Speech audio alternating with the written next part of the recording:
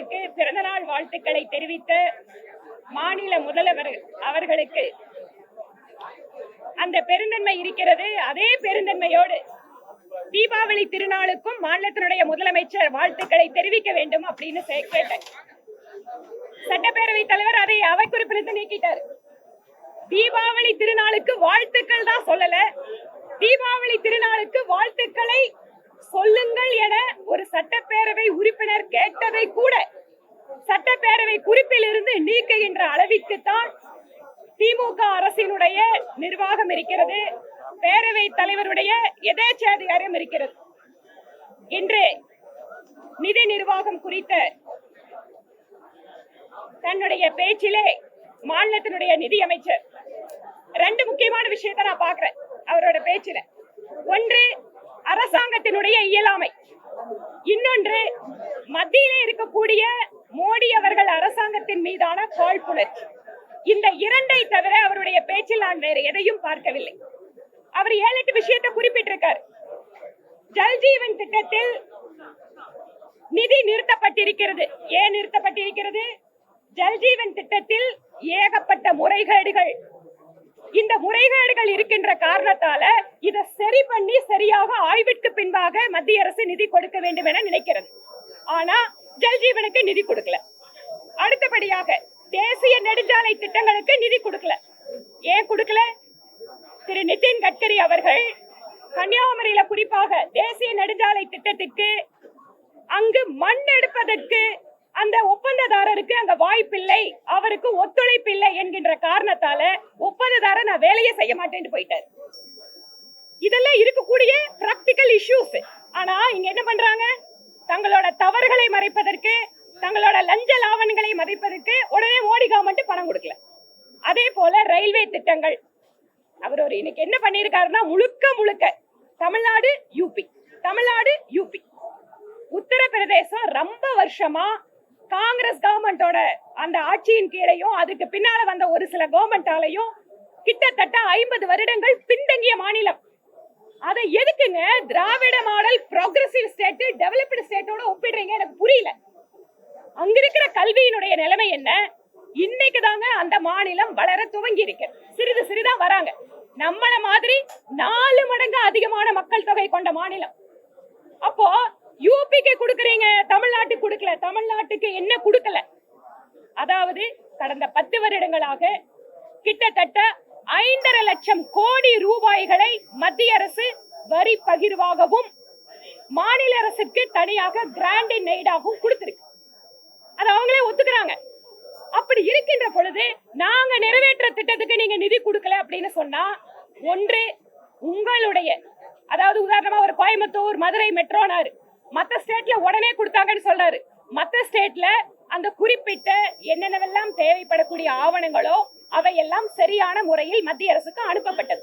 ஆனா கோயம்புத்தூர் மெட்ரோ பொறுத்த வரைக்கும் அதுல ஏகப்பட்ட குளறுபடிகள் இருக்குன்னு திரும்ப திரும்ப மத்திய அரசாங்கம் இவங்க கிட்ட கேட்டு இருந்தாங்க. அதனால அனுமதி கொடுக்கறதுக்கு லேட் ஆயிருக்கு.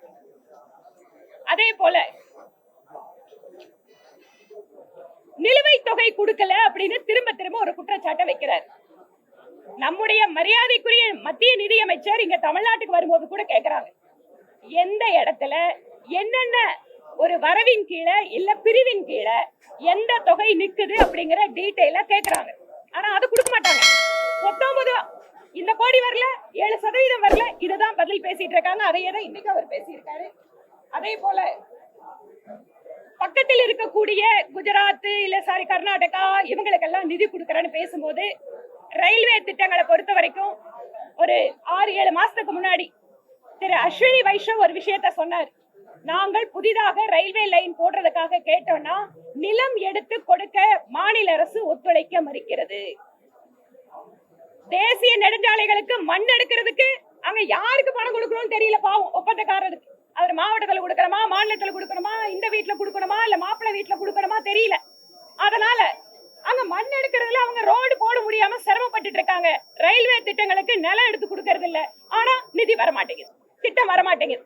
ஆனால் ரயில்வே, துறைமுகங்கள், கேஸ் பைப்லைன், இந்த மாதிரி ஏர்போர்ட், இந்த மாதிரியான தமிழகத்தினுடைய திட்டங்களுக்கு 6 மடங்கு அதிகமான நிதி காங்கிரஸ் ஆட்சி காலத்தில் இருந்ததை விட மோடி அவர்களுடைய அரசாங்கத்தில் கொடுக்கப்பட்டிருக்கிறது.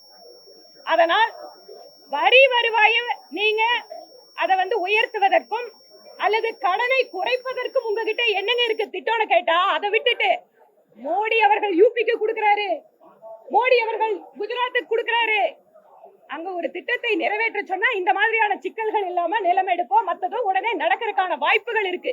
இங்க திட்டத்தை கொடுக்கும் போது கூட அதற்கு ஒத்துழைப்பு இல்ல. ஏன் ஒத்துழைப்பு இல்ல? அதுல வேற ஏதாவது வர முடியுமான்னு பார்த்தோம்னா நிச்சயமா ஒத்துழைப்பு வராது. அதே போல நெடுஞ்சாலை திட்டங்கள் தமிழ்நாட்டுக்கு ஒண்ணு வரல. இதெல்லாம் புதுசா அறிவிச்சாங்க, வேற மாநிலத்துக்கு போகுது. திராவிட முன்னேற்ற கழக அரசுக்கு ஒன்றை ஞாபகப்படுத்த விரும்புகிறேன். சென்னை சேலம் விரைவு வழித்தடம் அமைக்கின்ற அந்த உத்தரவு வருகின்ற பொழுது நீங்க என்னென்னவெல்லாம் போராட்டம் பண்ணீங்கன்னு ஞாபகம் இருக்கா? ஒரு திட்டத்தை அறிவிக்கின்ற பொழுது அதை எதிர்த்து போராடி விட்டு ஆட்சிக்கு வந்ததுக்கு பின்னால ஐயோ எங்களுக்கு திட்டம் கொடுக்கல அப்படிங்கிற இந்த இரட்டை வேட நாடகத்தை திமுக அரசு நிறுத்திக் கொள்ள வேண்டும். அதனால ஒரு 2 மடங்கு கடனை வாங்கி வச்சுட்டு அந்த கடனுக்கு 30% வட்டி கட்டுறாராம். 4.25 லட்சம் கோடி கடனுக்கு 1.4 லட்சம் கோடி வர கடன் கட்டுறீங்கன்னு சொன்னா கிட்டத்தட்ட 30% யாராவது கடனுக்கு வட்டி கட்டுவாங்களா? அப்ப எந்த அர்த்தத்துல இந்த மாதிரியான ஒரு விஷயத்தெல்லாம் சட்டப்பேரவையில பேசுறாங்கன்னு தெரியல. அதனால் அதிகமான இன்னைக்கு புள்ளி விவரத்தைப்படி 11% வளர்ச்சி கண்ட மாநிலம் அப்படின்னு தமிழ்நாட்டுக்கு பெருமை பேசுகின்ற நீங்கள் இன்னொன்றையும் சேர்த்து பெருமை தேடிக் கொள்ளுங்கள். இந்தியாவிலேயே அதிகமாக கடன் வாங்கி இருக்கின்ற மாநிலமும் தமிழ்நாடு தான். கடன் வாங்கி இருந்தால் கூட மூலதன செலவிற்கு அதை பயன்படுத்தாமல் வெறுமனே மற்ற செலவுகளுக்கு பயன்படுத்தி இருக்கக்கூடிய மாநிலமும் தமிழ்நாடு தான். தங்களுடைய தவறுகளை மறைப்பதற்காக, தங்களுடைய இயலாமையை மறைப்பதற்காக மத்திய அரசின் மீது பழி போடுகின்ற வேலையை திராவிட முன்னேற்ற கழக அரசு நிறுத்திக் கொள்ள வேண்டும். 4.5 வருட காலம் நீங்க ஆட்சி நடத்தியாச்சு. கொடுத்த வாக்குறுதிகளை எதையுமே முழுமையாக நிறைவேற்றல. இன்றைக்கு கூட ஆணவ படுகொலைகளுக்காக நீதிபதி, உயர்நீதிமன்ற முன்னாள் நீதிபதி திரு பாஷா அவர்கள் தலைமையில குழு போட்டிருக்கீங்க. இதே போல தென் மாவட்டங்களில் சாதிய வன்முறைகளுக்கு அதற்கென்று தனியாக நீதிபதி சந்துரு அவர்கள் தலைமையில ஒரு குழு போட்டீங்க. அந்த அறிக்கை இது வரைக்கும் வெளியிட்டீங்களா? இல்ல. ஏதாவது நடவடிக்கை எடுத்தீங்களா? இல்ல. அப்ப இதுக்கு இப்ப திருப்பி எதுக்கு இன்னொரு தடவை கமிஷன்? இந்த கண்துடைப்பு நாடகத்தை தான் நாங்கள் கேள்வி கேட்கிறோம். உண்மையாகவே பட்டியலினத்து மக்களுடைய மேம்பாட்டிற்காக வேலை செய்யாமல், தங்களுக்கு கிடைத்த வாய்ப்பை பயன்படுத்தி அந்த மக்களுடைய வாழ்க்கை தரத்தை உயர்த்தாமல் பேர் மாற்ற வேலை, கமிஷன் அமைக்கிற வேலை மட்டும்தான் திமுக திராவிட மாடல் அரசு செய்து கொண்டிருக்கிறது. அதே போல ஸ்பெஷல் பேக்கேஜ், கொரோனாவுக்கு பின்பாக எல்லா மாநிலத்திற்கும் ஸ்பெஷல் பேக்கேஜ் 50 வருட காலத்திற்கு அவர்களுக்கு வட்டி இல்லாத கடன் கொடுக்கப்பட்டது. அதை நீங்க அவைல் பண்ணிக்கலாம். தமிழ்நாடு கவர்மெண்ட் அது எவ்வளவு வேணாலும் கேட்டு வாங்கிக்கலாம். இதுவரை 17,189 கோடி ரூபாய்கள் மத்திய அரசு தமிழகத்திற்கு கொடுத்திருக்கிறது. நானும் அமைச்சர் சொன்ன பதில கேட்டேன். அதாவது சேமிப்பு கிடங்குகள் அப்படிங்கிறது மாநில அரசு ஏன் அதுக்கு 100% FDI இருக்கு. மத்திய அரசு 100% FDI சேமிப்பு கிடங்குகளுக்கு கொடுத்திருக்கு. ஆனா அந்த சேமிப்பு கிடங்குகளை எல்லாம் வெளிநாட்டு முதலீடுகளை கூட கொண்டு வந்து அதை கட்ட முடிகின்ற அந்த வாய்ப்பை பெற்றிருக்கக்கூடிய இந்த கவர்மெண்ட் அதை விட்டுவிட்டு அதை தனியாரும் கொண்டு வரலாம், கவர்மெண்ட்டும் கொண்டு வரலாம், ஹைபிரிட் மாடலையும் பண்ணலாம். ஆனா அதையெல்லாம் விட்டுட்டு இவங்களோட சொந்த கம்பெனிகளை சினிமா தாங்க எடுத்துட்டு இருக்காங்க. விவசாயிகளை பத்தி கவலைப்படுறாங்க.